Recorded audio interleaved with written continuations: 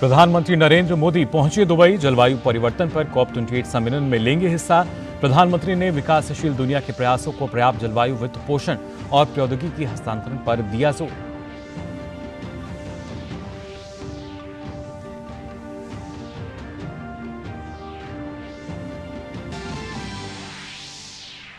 प्रधानमंत्री ने कहा, विकसित भारत का संकल्प 4 अमृत स्तंभों, महिलाओं, युवाओं, किसानों और गरीबों पर टिका।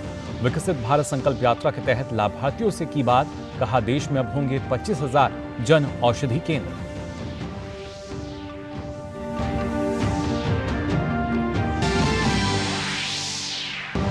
पीएम मोदी ने महिला किसान ड्रोन केंद्र का किया शुभारंभ। कहा, कृषि क्षेत्र में ड्रोन तकनीक से महिला सशक्तिकरण को मिलेगी नई धार।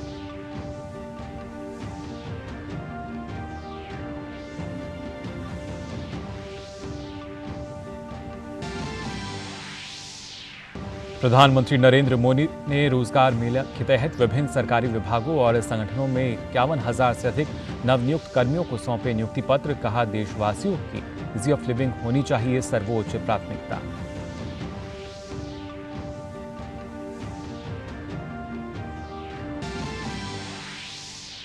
तेलंगाना में 119 विधानसभा सीटों पर मतदान संपन्न। 70.6% रहा मतदान। सभी उम्मीदवारों की किस्मत का फैसला ईवीएम में बंद। 3 दिसंबर को आएंगे नतीजे।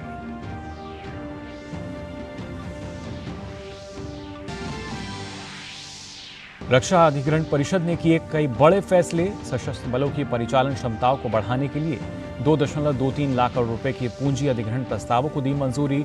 रक्षा क्षेत्र में आत्मनिर्भरता को बढ़ावा देने के लिए 98% घरेलू उद्योगों से की जाएगी खरीद।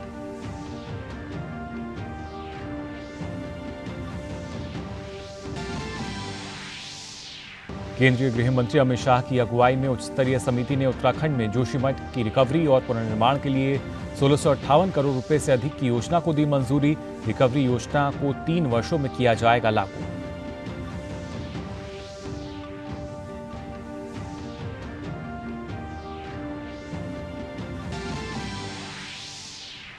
चालू वित्त वर्ष की दूसरी तिमाही के लिए जीडीपी आंकड़े जारी। जुलाई सितंबर अवधि में देश की विकास दर रही 7.6%। स्टार परफॉर्मर मैन्युफैक्चरिंग सेक्टर ने दर्ज की करीब 14% बढ़ोतरी।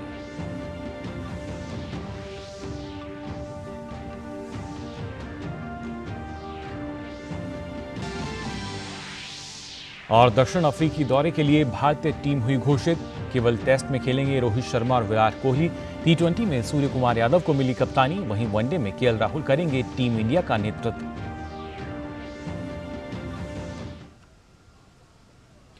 नमस्कार, आप देख रहे हैं डीडी न्यूज। मैं हूं मुकुल शर्मा और आइए खबरें देखते हैं विस्तार से। प्रधानमंत्री नरेंद्र मोदी विश्व जलवायु कार्रवाई शिखर सम्मेलन में हिस्सा लेने के लिए संयुक्त अरब अमीरात की यात्रा पर पहुंच चुके हैं। हवाई अड्डे पर प्रधानमंत्री का रश्मि स्वागत किया गया। इससे पहले प्रधानमंत्री ने अपने प्रस्थान वक्तव्य में कहा कि मुझे यह देखकर खुशी हो रही है, यह महत्वपूर्ण कार्यक्रम संयुक्त अरब अमीरात की अध्यक्षता में आयोजित किया जा रहा है, जो जलवायु कार्रवाई के क्षेत्र में भारत का एक महत्वपूर्ण भागीदार रहा है।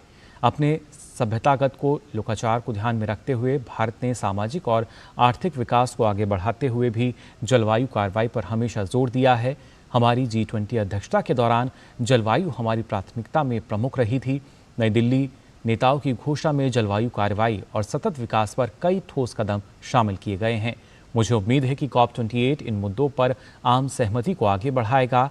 COP28 पेरिस समझौते के तहत हुई प्रगति की समीक्षा करने और जलवायु कार्रवाई पर भविष्य की कार्यप्रणाली के लिए एक रास्ता तैयार करने का भी अवसर प्रदान करेगा।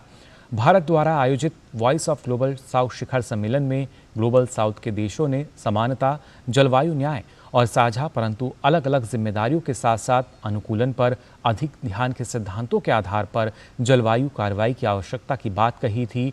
यह महत्वपूर्ण है कि विकासशील दुनिया के प्रयासों को पर्याप्त जलवायु वित्त पोषण और प्रौद्योगिकी हस्तांतरण के साथ समर्थन दिया जाए। सतत विकास हासिल करने के लिए उनके पास न्याय संगत कार्बन और विकास तक पहुंच होनी चाहिए। जब जलवायु कार्रवाई की बात आती है तो भारत ने हमेशा इसे आगे बढ़ाया है। नवीकरणीय ऊर्जा, ऊर्जा दक्षता, वनीकरण, ऊर्जा संरक्षण, मिशन लाइफ जैसे विभिन्न क्षेत्रों में हमारी उपलब्धियां धरती माता के प्रति हमारे लोगों की प्रतिबद्धता का प्रमाण देती है। मैं जलवायु वित्त, ग्रीन क्रेडिट पहल और लीड आईटी सहित विशेष कार्यक्रमों में शामिल होने के लिए उत्सुक हूं। मैं दुबई में मौजूद कुछ अन्य राजनेताओं से मिलने और वैश्विक जलवायु कार्रवाई में तेजी लाने के तरीकों पर चर्चा करने के अवसर की भी प्रतीक्षा कर रहा हूं। आपको बता दें, जलवायु परिवर्तन से दुनिया जूझ रही है और इस पर लगाम लगाना अब दुनिया के लिए एक बड़ी आवश्यकता बन गया है। जलवायु परिवर्तन को लेकर यूएई के दुबई शहर में COP28 सम्मेलन होने जा रहा है। क्लीन एनर्जी के लिए क्लाइमेट फाइनेंस पर चर्चा तेज हो सकती है। जलवायु परिवर्तन पर अपनी चिंताओं के साथ ही भारत ने COP के हर मंच से विकासशील देशों के लिए एनर्जी ट्रांजिशन और एडेप्टेशन में आ रही मुश्किलों के समाधान ढूंढने पर हमेशा जोर दिया है। यही कारण है कि भारत के एजेंडे में क्लाइमेट फाइनेंस भी है।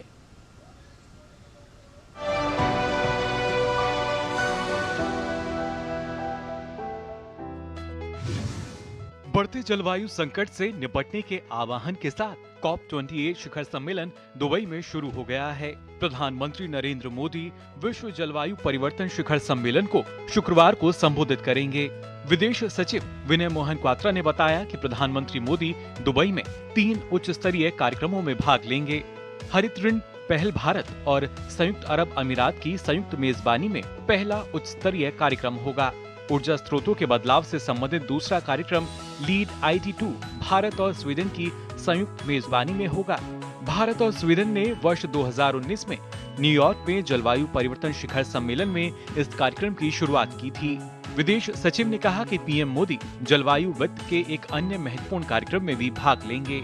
In terms of Prime Minister's participation at the COP28, Honorable Prime Minister will deliver his address at the opening session of the World Climate Action Summit. Besides his address to the COP28, Prime Minister will also be participating in 3 high-level side events, of which 2 are being co-hosted by India. विदेश सचिव ने कहा कि भारत को आशा है कि इस शिखर सम्मेलन में जलवायु वित्त के बारे में एक स्पष्ट कार्य योजना पर सहमति बनेगी। उन्होंने बताया कि यात्रा के दौरान प्रधानमंत्री विश्व के अन्य नेताओं के साथ द्विपक्षीय बैठकें भी करेंगे। The first high-level event, which is being co-hosted by India and the UAE, is the launch of Green Credits Initiative. The Green Credits Initiative is based on the Green Credit Program, which was notified by the Ministry of Environment in October this year, and basically envisions the issue of green credits for plantations on waste and degraded lands and the river catchment areas in order to restore their vitality. Dubai में भारत के one, पर्यावरण और जलवायु परिवर्तन मंत्री भूपेंद्र यादव ने COP28 के अध्यक्ष डॉक्टर सुल्तान अल जबेर से मुलाकात की। मुलाकात के दौरान उन्होंने कई मुद्दों पर चर्चा की। भूपेंद्र यादव ने गुरुवार को दुबई में COP28 पर भारत मंडप का उद्घाटन किया। इस मंडप की थीम वसुदेव कुटुम्बकम है, जो वैश्विक पर्यावरण के प्रति उत्तरदायित्व से संबंधित भारत की प्रतिबद्धता दर्शाती है। इस मंडप का उद्देश्य जलवायु कार्रवाई और नेतृत्व, विशेषकर हरित हाइड्रोजन, सौर और पवन ऊर्जा सहित नवीकरणीय ऊर्जा के क्षेत्र में भारत के उल्लेखनीय प्रयासों को प्रदर्शित करना है। जलवायु परिवर्तन एक बहुत बड़ा महत्वपूर्ण मुद्दा है। इस पर चर्चा की जाएगी। पिछले कई सालों से जो कदम उठाए गए हैं उनका परिणाम क्या हुआ, इस पर चर्चा की जाएगी। और साथ ही साथ आने वाले समय में सभी देश एक साथ कैसे चले, ये भी एक प्रमुख मुद्दा होगा COP28 के इस सम्मेलन के लिए। इसका आउटकम किस प्रकार से निकलेगा, एक पूरा एजेंडा उसका तैयार हो जाएगा। और आखिरी दिन चूँकि 12 तारीख तक ये पूरा COP28 का सम्मेलन चलने वाला है, तो उसका एक फाइनल जो आउटकम है वो 12 तारीख को यहाँ पर रखा जाएगा।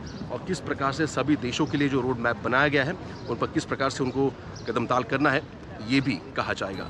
इस समय पूरा विश्व पर्यावरण संरक्षण की समस्या से जूझ रहा है। आंकड़ों के मुताबिक 2021 और 2022 में वैश्विक कार्बन डाइऑक्साइड का उत्सर्जन रिकॉर्ड स्तर पर पहुंच गया है। इसका लगभग 90% जीवाश्म ईंधन से आता है। सम्मेलन में जलवायु संकट में कम योगदान देने के बावजूद जलवायु संकट का खामियाजा भुगतने वाले विकासशील और गरीब देशों को आर्थिक समर्थन के मुद्दे का समाधान निकालने का प्रयास किया जाएगा। शिशिर सेलार के साथ तापस भट्टाचार्य की रिपोर्ट, दुबई।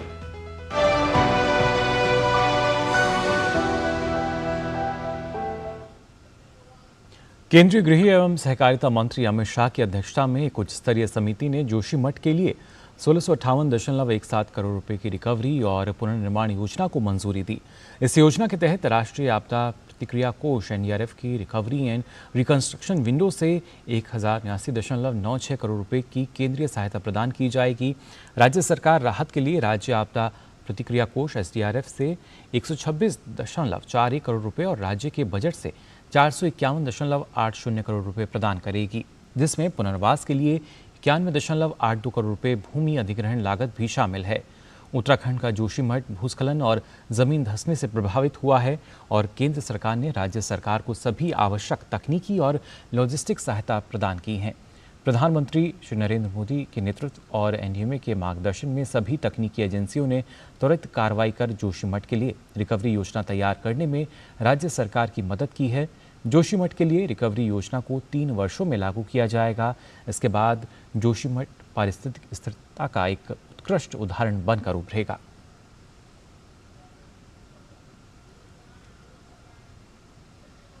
भारत ने सशस्त्र बलों की समग्र लड़ाकू क्षमता को बढ़ावा देने के लिए आज कई बड़े फैसले लिए गए हैं। रक्षा मंत्री राजनाथ सिंह की अध्यक्षता में हुई रक्षा अधिग्रहण परिषद डीएसी की अहम बैठक के दौरान 2.23 लाख करोड़ रुपए के कई प्रस्तावों को प्रारंभिक मंजूरी दी गई, जिसके तहत रक्षा क्षेत्र में आत्मनिर्भरता को बढ़ावा देने के लिए 98% घरेलू खरीद उद्योगों से की जाएगी। आधिकारिक सूत्रों के मुताबिक डीएसी ने भारतीय वायुसेना के लिए 97 तेजस हल्के लड़ाकू विमान के अतिरिक्त बैच की खरीद को मंजूरी दे दी है। इसके अलावा लगभग 156 प्रचंड हल्के लड़ाकू हेलीकॉप्टर की खरीद को भी मंजूरी दी गई है। रक्षा अधिग्रहण परिषद ने भारतीय वायुसेना के 84 सुखोई 30 लड़ाकू विमान उन्नयन कार्यक्रम को भी मंजूरी दी है। प्रधानमंत्री नरेंद्र मोदी ने गुरुवार को विकसित भारत संकल्प यात्रा के तहत वर्चुअल मोड में केंद्र सरकार की कल्याणकारी योजनाओं के लाभार्थियों के साथ बातचीत की। इस मौके पर प्रधानमंत्री महिला किसान ड्रोन केंद्र को भी लॉन्च किया गया। ड्रोन केंद्र महिला स्वयं सहायता समूहों यानी एसएचजी को ड्रोन मुहैया कराएगा ताकि वे इस टेक्नोलॉजी का इस्तेमाल कर आजीविका कमा सकें। देश में जातिगत जनगणना को लेकर उठ रही मांगों के बीच पीएम मोदी ने कहा कि मेरे लिए सबसे बड़ी जाति है गरीब, युवा, महिलाएं और किसान। महिला नेतृत्व में विकास की दिशा में एक और बड़ी पहल करते हुए प्रधानमंत्री मोदी ने गुरुवार को ड्रोन दीदी योजना का शुभारंभ किया। पीएम इस कार्यक्रम में वर्चुअल माध्यम से शरीक हुए। ये पहल महिला स्वयं सहायता समूहों को ड्रोन प्रदान करेगी ताकि वो इस तकनीक का उपयोग आजीविका सहायता के लिए कर सकें। इसके लिए अगले 3 वर्षों में 15,000 ड्रोन उपलब्ध कराए जाएंगे। ये पहल कृषि में प्रौद्योगिकी के उपयोग को प्रोत्साहित करेगी। पीएम ने लाल किले से देश की ग्रामीण बहनों को ड्रोन दीदी बनाने की घोषणा की थी। पीएम ने इस कार्यक्रम को ड्रोन दीदी को नमन करने का अवसर बताते हुए इस पहल को नमो ड्रोन दीदी का नाम दिया। ये नमो ड्रोन दीदी, ताकि हर गांव ड्रोन दीदी को नमस्ते करता रहे, हर गांव ड्रोन दीदी को नमन करता रहे, ऐसा वातावरण मुझे बनाना है। इसलिए मैंने योजना का नाम भी मेरे से कुछ लोगों ने सुझाया है, नमो ड्रोन दीदी। अगर गांव जैसे कहेगा नमो ड्रोन दीदी, तब तो हमारी हर दीदी का मान सम्मान बढ़ जाएगा। पीएम मोदी ने आंध्र प्रदेश के प्रकाशम जिले में रहने वाली ड्रोन दीदी योजना की एक लाभार्थी से बातचीत भी की। पीएम ने उनके अनुभव सुने। अच्छा, ये गांव में अगर आपने ड्रोन उड़ाया तो लोग तो कहेंगे रावण अम्मा आप तो जादूगर हो गई हैं। गांव वाले देखने आते हैं कि जब आप उड़ाती हैं तो? हाँ, आते हैं सर। आप जैसी बहनों ने साबित कर दिया कि ड्रोन कृषि में तकनीक के दायरे आगे बढ़कर महिला सशक्तिकरण का भी एक सिंबल बनकर उभरेगा। आप सभी पूरे देश के लिए प्रेरणा है। प्रधानमंत्री मोदी ने एम्स देवघर में देश के 10,000वें जन औषधि केंद्र का शुभारंभ किया। साथ ही पीएम ने देश में जन औषधि केंद्रों की संख्या 10,000 से बढ़ाकर 25,000 करने के कार्यक्रम की भी शुरुआत की। सस्ती दवाएं उपलब्ध कराने की ये पहल आम लोगों के बहुत काम आ रही है। पीएम से संवाद के दौरान एक लाभार्थी ने केंद्र सरकार की इस पहल से मिली मदद के बारे में बताया। अब पहले सर 12-13 हजार रुपया खर्च हो जाता था महीने में, अब जो है तो 3,000 से 3,500 के अंदर अच्छा, हमारी इतना सारी दवाइयाँ सारा मिल जाती हैं। आपका पैसा बचत हुआ है, तो क्या ये बात आपने और लोगों को भी बताई क्या कि इससे कितना लाभ होता है और मेरे आपको दवाइयाँ अच्छी मिली, बीमारी में भी सुविधा हुई? तो ये सेवा का काम औरों जी से हाँ, किया क्या आपने?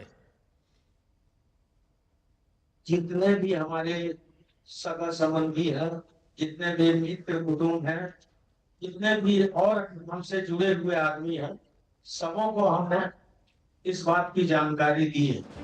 पीएम मोदी ने देश के हर गरीब का जीवन बेहतर बनाने को अपनी प्रतिबद्धता बताया। पीएम मोदी ने कहा कि युवाओं, महिलाओं, गरीबों और किसानों के उत्थान से ही देश विकसित होगा। इस देश का कोई भी गरीब, चाहे वो जन्म से कुछ भी हो, मुझे उसका जीवन स्तर सुधारना है, उसे गरीबी से बाहर निकालना है। इस देश का कोई भी हुआ, चाहे भी उसकी जाति कुछ भी हो, मुझे उसके लिए रोजगार के, स्वरोजगार के नए अवसर देने हैं। इस देश की कोई भी महिला, चाहे उसकी जाति कोई भी हो, कुछ भी हो, मुझे उसे सशक्त करना है, उसके जीवन से मुश्किलें कम करनी है, उसके सपने जो दबे पड़े हैं ना, उन सपनों को पंख देनी है, संकल्प से भरना है और सिद्धि तक उसके साथ रह करके मैं उसके सपने पूरे करना चाहता हूं। इस देश का कोई भी किसान, चाहे उसकी जाति कुछ भी हो, मुझे उसकी आय बढ़ानी है, मुझे उसका सामर्थ्य बढ़ाना है, मुझे उसकी खेती को आधुनिक बनानी है। प्रधानमंत्री मोदी ने विकसित भारत संकल्प यात्रा से जुड़ रहे लोगों से भी संवाद किया। जम्मू जिले की महिला किसान और रंगपुर गांव की सरपंच बलवीर कौर से संवाद के दौरान पीएम ने कहा कि इस पहल का लक्ष्य जन कल्याण योजनाओं को जन जन तक ले जाना है। बॉर्डर पे बैठे हैं, कभी झूठ नहीं बोलते, और बॉर्डर पे बैठ के दिल्ली वाला फील आ रहा है सर। पहले बहुत डर लगता था, आज की डेट में हम लोग इतने निश्चिंत हैं कि हमें लगता है जैसे आप हमारे पास बॉर्डर पे पहुंच गए, हमारे लिए भगवान धरती पे आ गए। देखिए, हमारे देश में बॉर्डर वाले नहीं, पूरे हिंदुस्तान के लोग झूठ नहीं बोलते हैं। सच बोलने का स्वभाव हमारे देश के स्वभाव में है। जो कुछ गलत रास्ते पर चले गए, उतने ही लोग हैं वो झूठ बोलते रहते हैं, फालतू चीजें बोलते रहते हैं। देश के आमजन का जीवन आसान बनाने के लिए केंद्र सरकार ने बड़े पैमाने पर कदम उठाए हैं। इन योजनाओं का लाभ देश भर के गरीबों को मिल रहा है। इसीलिए गांव-गांव में विकसित भारत संकल्प यात्रा के लिए बेमिसाल उत्साह देखा जा रहा है। Bureau report, DD news. सरकार द्वारा चालू वित्त वर्ष की दूसरी तिमाही के लिए घरेलू सकल उत्पाद जीडीपी के आंकड़े जारी कर दिए गए हैं। इन आंकड़ों के मुताबिक जुलाई से सितंबर अवधि में देश की विकास दर 7.6% रही, जो बीते साल इसी अवधि में 6.2% के स्तर पर थी। गौरतलब है कि इस वर्ष की पहली तिमाही यानी अप्रैल से जून के दौरान देश की अर्थव्यवस्था में शानदार 7.8% से विकास दर्ज किया गया था। आरबीआई ने दूसरी तिमाही के लिए सिर्फ 6.5% की विकास दर का अनुमान जताया था, जबकि दूसरी एजेंसियों का अनुमान 6.5% से 7.2% के बीच था। लेकिन सभी अनुमानों से बेहतर प्रदर्शन करते हुए दूसरी तिमाही के आंकड़े उम्मीद से बढ़कर साबित हुए। इस तिमाही का स्टार परफॉर्मर रहा मैन्युफैक्चरिंग सेक्टर, जिसमें करीब 14% की बढ़ोतरी दर्ज की गई। इसके साथ ही कंस्ट्रक्शन क्षेत्र में 13% और पानी और बिजली की सप्लाई में 10% से ज़्यादा का विकास दर्ज किया गया।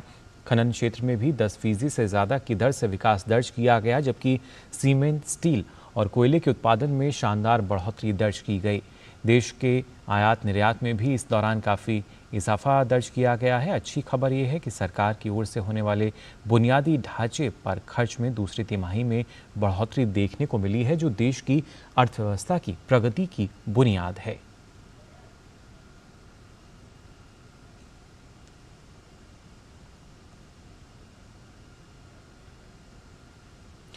भारतीय रेल यात्री सुरक्षा से लेकर वन्य जीवों की सुरक्षा को लेकर भी प्रतिबद्ध है। ट्रेन से टकराकर पिछले कई वर्षों में हाथियों की मौत हुई है, जिस पर अंकुश लगाने के लिए अब आईडीएस सिस्टम की शुरुआत की गई है। आंकड़ों पर नजर डालें तो 2012 से 2022 के बीच तकरीबन 200 हाथियों की जान ट्रेन से टकराने से हुई है, जिनमें सबसे ज्यादा पश्चिम बंगाल में 55 और असम में 30 हाथियों ने रेल से टकराकर अपनी जान गंवाई है। इन घटनाओं पर रोक लगाने के लिए नॉर्थ ईस्ट फ्रंटियर रेलवे ने कई महत्वपूर्ण कदम उठाए हैं, जिसमें वन विभाग के साथ समन्वय, ट्रैक की पेट्रोलिंग, हाथियों के गुजरने के लिए रेलवे क्रॉसिंग शामिल है। इसी क्रम में अब भारतीय रेल ने उत्तर और पूर्व भारत में आर्टिफिशियल इंटेलिजेंस को बढ़ावा देते हुए फाइबर टेक्नोलॉजी पर आधारित आईडीएस यानी इंट्रूजन डिटेक्शन सिस्टम को पायलट प्रोजेक्ट के तौर पर लमडिंग में शुरू किया है। इस सिस्टम के तहत ट्रैक पर हाथी होने की सूचना स्टेशन पर कंट्रोल रूम पर चली जाती है, जिसके बाद ट्रेन के ड्राइवर को सूचित किया जाता है। I am very happy to share that NF Railway has done a very important innovative technology development, which is basically optical fiber based acoustic sensing technology, and on our network we have named this as IDS, that is intrusion detection system, and this has been commissioned as a pilot on Lumding division over a section of 60 to 70 kilometers, and system is working very fine. IDs को भारतीय rail के central control system से भी जोड़ा जा रहा है, ताकि हाथियों की सूचना अविलंब प्राप्त हो सके एवं दुर्घटना पर रोक लगाई जा सके। फिलहाल आईडीएस सिस्टम को नॉर्थ ईस्ट फ्रंटियर रेलवे के अलीपुरद्वार और लमडिंग डिवीजन में ट्रायल के तौर पर शुरू किया गया है, जिसमें अलीपुरद्वार में 8 एलिफेंट कॉरिडोर और लमडिंग में 6 एलिफेंट कॉरिडोर की निगरानी की जा रही है। यही नहीं, इस सिस्टम की वजह से ट्रैक के टूटने या फिर किसी अन्य क्षति की जानकारी भी सीधे कंट्रोल रूम तक पहुंच सकेगी। अभिषेक सिंह की report, DD news. DD news के वरिष्ठ पत्रकार अशोक श्रीवास्तव को डॉक्टर मंगलम स्वामीनाथन फाउंडेशन ने साल 2023 के doctor Mangalam Swaminathan national award for excellence से सम्मानित किया है।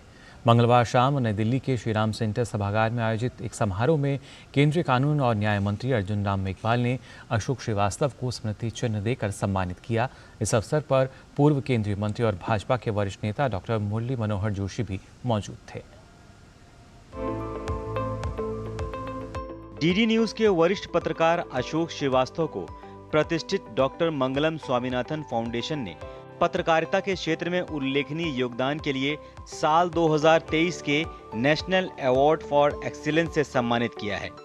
मंगलवार शाम नई दिल्ली के श्रीराम सेंटर सभागार में आयोजित एक समारोह में केंद्रीय कानून और न्याय मंत्री अर्जुन राम मेघवाल ने अशोक श्रीवास्तव को स्मृति चिन्ह देकर सम्मानित किया। अशोक श्रीवास्तव को यह सम्मान पत्रकारिता के क्षेत्र में राष्ट्रीय राजनीतिक विमर्श में बदलाव लाने के लिए दिया गया। इस अवसर पर भाजपा के राष्ट्रीय महासचिव डॉक्टर राधा मोहन दास, पूर्व राज्यसभा सदस्य आर.के. सिन्हा और पूर्व केंद्रीय मंत्री व भाजपा के पूर्व राष्ट्रीय अध्यक्ष नेता डॉक्टर मुरली मनोहर जोशी भी मौजूद थे। इस अवसर पर फाउंडेशन के संस्थापक डॉक्टर बालाशंकर ने बताया कि वरिष्ठ पत्रकार डॉक्टर मंगला स्वामीनाथन की स्मृति में फाउंडेशन की स्थापना की गई। इस वर्ष डॉक्टर मंगलम स्वामीनाथन फाउंडेशन ने देश के 6 प्रतिष्ठित व्यक्तियों को सम्मानित किया, जो अलग अलग विधाओं में महारत रखते हैं।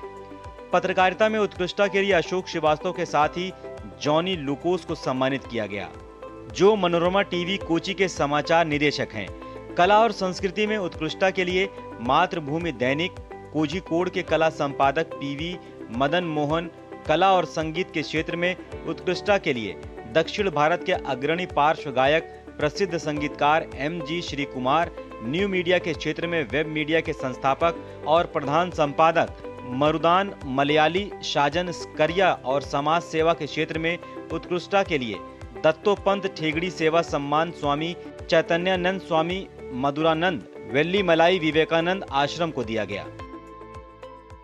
जब आध्यात्मिक पुरुष होता है वो जीते जी भी अपनी खुशबू छोड़ता है और जाने के बाद तो ऐसी खुशबू छोड़ता है जो आप कल्पना नहीं कर सकते। इसलिए किसी कवि ने जब आध्यात्मिक पुरुष को जाता है तो किसी कवि ने कहा, समझ लो कि मृत्यु हो ना मृत्यु से डरो, कभी मरो परंतु यो मरो कि याद जो करें सभी। इसलिए तो हम याद करने के लिए आज बैठे हैं। जो भी आयोजक है उनको बहुत बधाई देता हूं कि मेडिकल क्षेत्र में जो कमी रह जाती है उसके अनुसंधान के लिए पत्रकारिता में जो अच्छा काम करते हैं उनके लिए सम्मानित करना, कला संस्कृति में भी सम्मानित करना। वो एक दीप शिखा है, एक ऐसी दीप शिखा है कि जो न केवल आसपास में बल्कि दूर तक अपना प्रकाश देती रही। आज भी हम जो यहाँ हैं और हमारे साथ और भी बहुत से लोग जो आज यहाँ शायद उपस्थित नहीं हो पाए हैं, वो मंगला की इस अद्वितीय उसकी जो प्रतिभा थी उसको हमेशा स्मरण रखेंगे। तो फिलहाल के लिए इस बुलेटिन में बस इतना ही, लेकिन देश और दुनिया की तमाम खबरों के लिए आप देखते रहिए डीडी न्यूज़। नमस्कार।